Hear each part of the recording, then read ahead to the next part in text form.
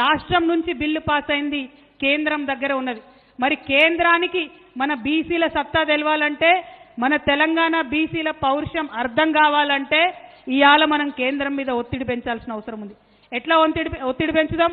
ఖచ్చితంగా ధర్నాలు చేయాలి, వంట వార్పులు చేయాలి, తెలంగాణ ఉద్యమంలో ఏమేం చేసినామో అవన్నీ చేయాలి.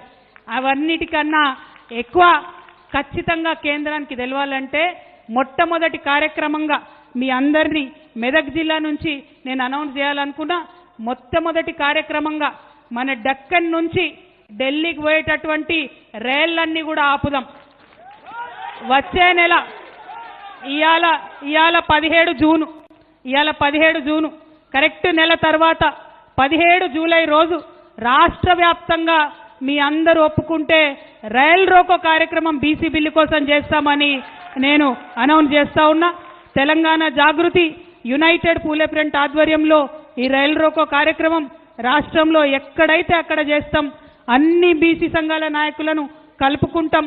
అన్ని జిల్లా కేంద్రాలకు పోతాం. ఈ నెల రోజులల్లా అందరినీ కూడా బతిమలాడి బామాలి వారి హక్కుల గురించి వివరించి అందరం కూడా వచ్చి రైల్ రోకో చేద్దాం. అప్పుడైతే ఢిల్లీలో కూర్చున్నటువంటి నాయకులకు మన డెక్కన్ పీఠభూమి యొక్క పౌరుషం అర్థమవుతుంది.